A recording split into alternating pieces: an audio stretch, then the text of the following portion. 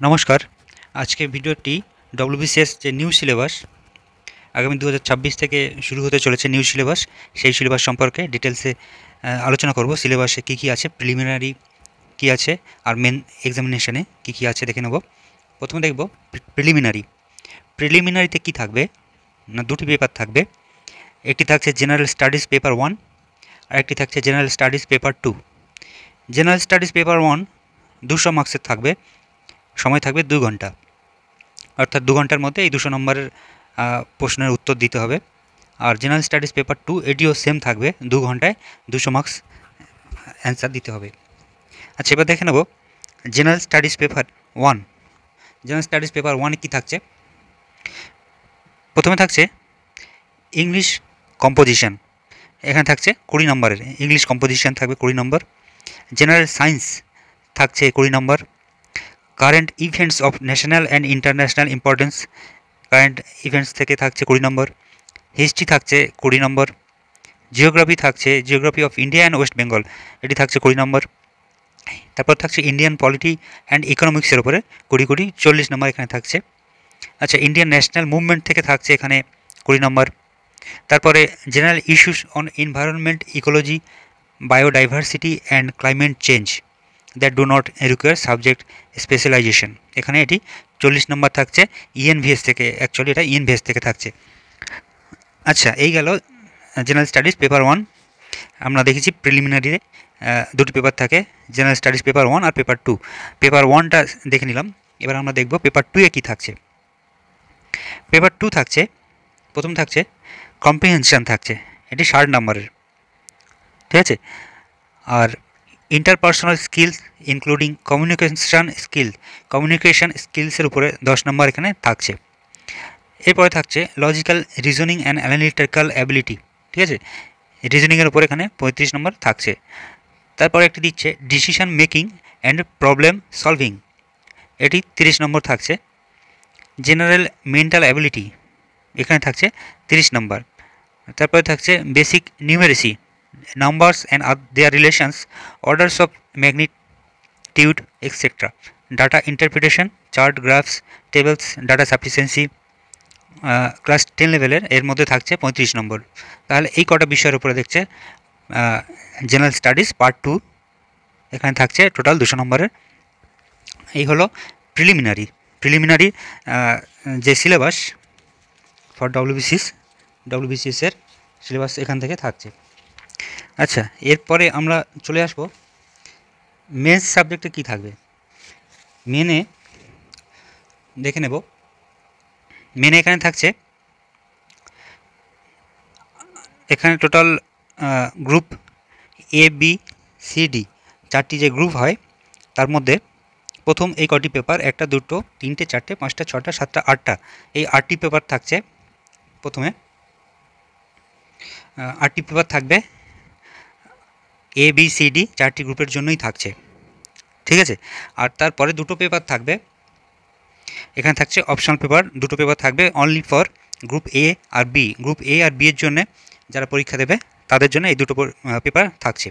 তো প্রথমে দেখব পেপার এ থাকছে বাংলা, পেপার বি থাকছে ইংলিশ, এগুলি 300 নম্বর করে থাকবে।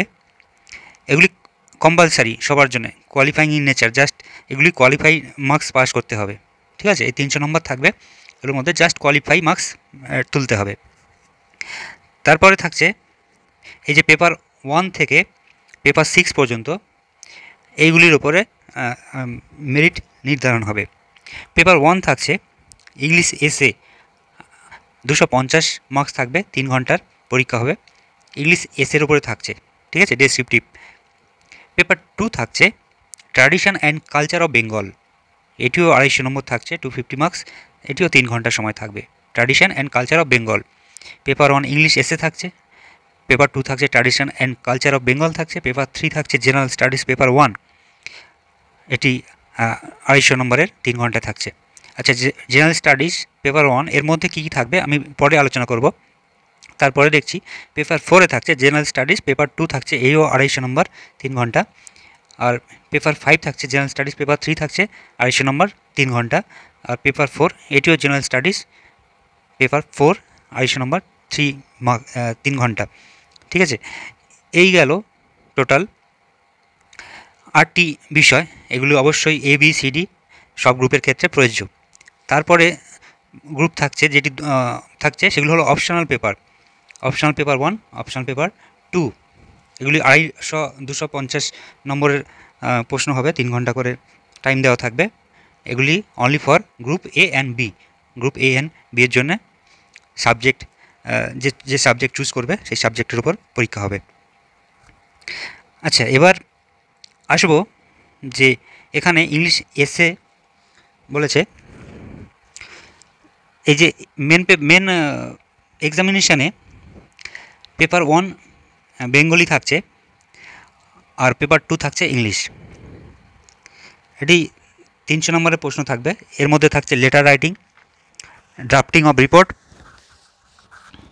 Precis writing, comprehension, translation from English to Bengali থাকছে, আর শর্ট এসে থাকছে। ঠিক আছে, বেঙ্গলির মধ্যে এগুলি থাকছে। আর ইংলিশের মধ্যে কি থাকবে দেখব। ইংলিশে 300 নম্বরে থাকছে comprehension of a given passage, একটি প্যাসেজ থাকবে। আচ্ছা, প্রেসি রাইটিং থাকবে, ইউসেজ অ্যান্ড ভোকাবুলারি থাকছে, শর্ট এসে টাইপ থাকবে, লেটার রাইটিং বা ড্রাফটিং অফ রিপোর্ট এর উপরে থাকছে। এগুলি সব থাকবে মাধ্যমিক লেভেলের প্রশ্ন এর উপরেই থাকবে। ঠিক আছে, এরপরে বলছে যে পেপার 1 ইংলিশ এসে, ঠিক আছে, 250 নম্বরের যে 3 ঘন্টা থাকবে এর মধ্যে কি থাকবে। এর মধ্যে 250 নম্বরের শুধু এসে থাকবে ডেসক্রিপটিভ। আর paper 2 tradition and culture of Bengal, এর মধ্যে কি থাকবে সেটি আমরা দেখব। Tradition and culture of Bengal 250 marks থাকছে। এখানে থাকবে cultural aspects of Bengal, art forms including folk art and music of Bengal, literature of Bengal, architectural heritage of Bengal. ঠিক আছে, এছাড়া আচ্ছা, এই গেল paper 2 tradition and culture of বেঙ্গলের যে 250 নম্বর প্রশ্ন, 3 ঘন্টা থাকবে এটি। তারপরে দেখে নেব জেনারেল স্টাডিজ পেপার 1 থাকবে। পেপার 3তে জেনারেল স্টাডিজ পেপার 1 250 নম্বরে এখানে থাকছে। এবার এই জেনারেল পেপার 3 যেটা, এখানে এর মধ্যে কী কী থাকবে সেটা এখন দেখব।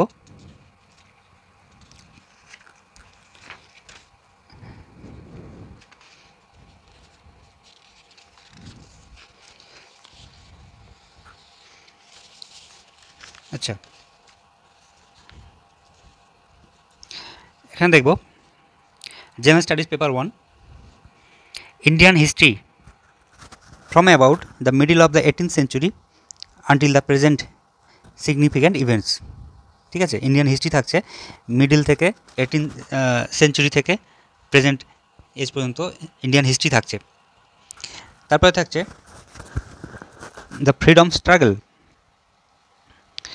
স্ট্রাগলের উপরে এবং তার various stage and important contributions from different parts of the country, specially from undivided বেঙ্গলের বাংলার অবিভক্ত বাংলার বিভিন্ন পার্ট থেকে যে কন্ট্রিবিউশন ছিল ফ্রিডম স্ট্রাগলের, তার উপরে প্রশ্ন আসবে।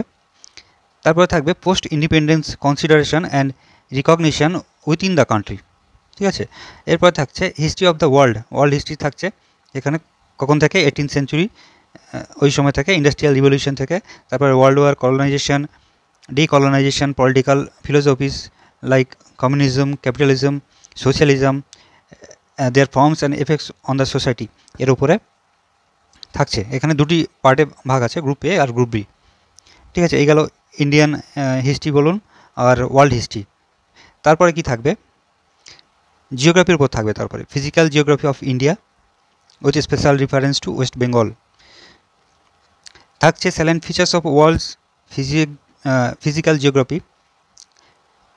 তারপরে থাকছে distribution of key natural resources across the world including South Asia and the Indian subcontinent, factors responsible for the location of primary, secondary and tertiary sector industries in various parts of the world including India.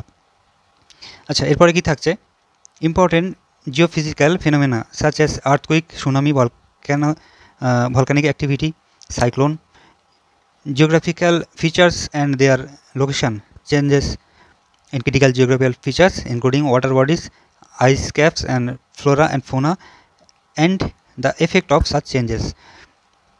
তারপরে থাকছে major crops মানে শস্য, cropping pattern in various part of the country especially in West Bengal, different types of irrigation and irrigation system.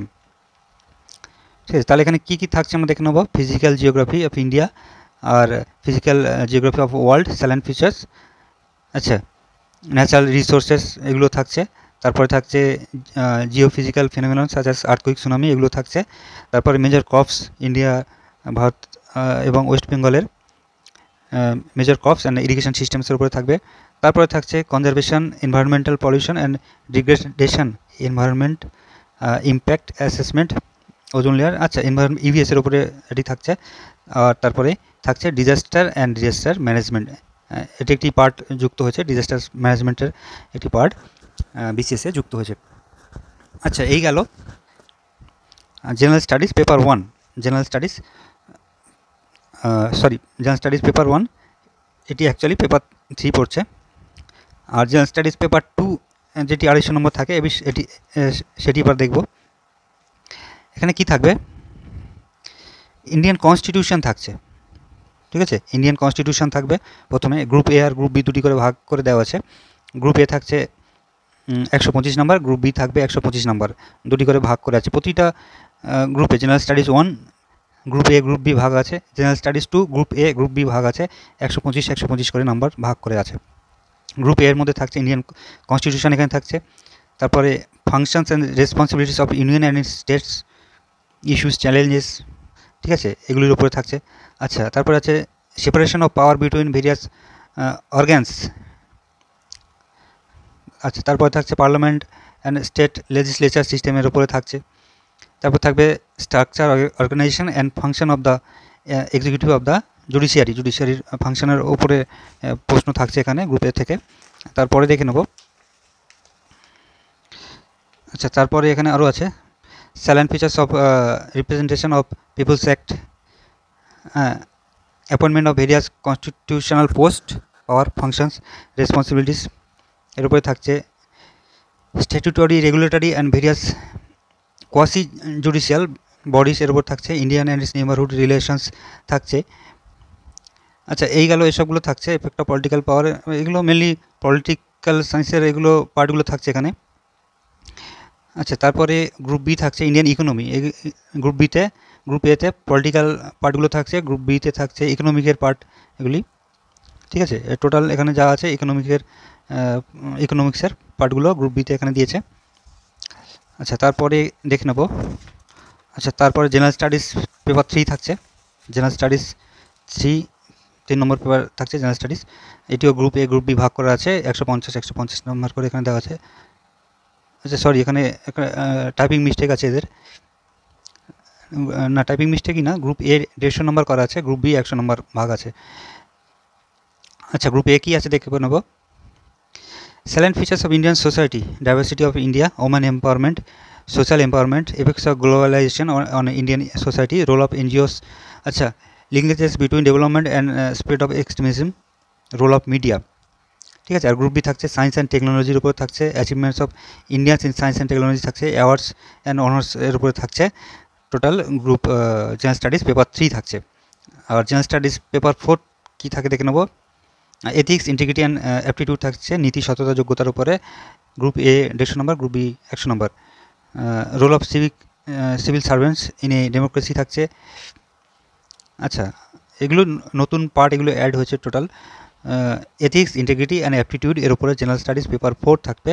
Group A 150 নম্বর, group B 100 নম্বর এখানে থাকবে। আর এই গেল টোটাল। আচ্ছা এবার দেখে নেব এরপরে পার্সোনালিটি টেস্ট থাকছে। প্রিলিমিনারি হলো, মেন এক্সামিনেশন হলো।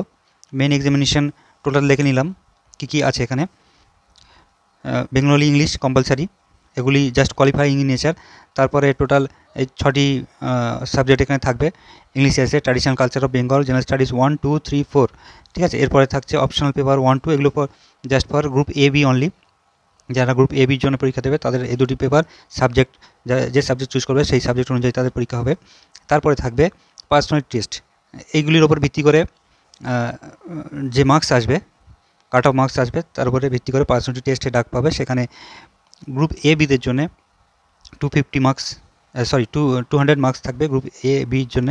গ্রুপ সির জন্য 150 মার্কস থাকবে, আর গ্রুপ ডির জন্য 100 নম্বরের 100 মার্কস থাকবে।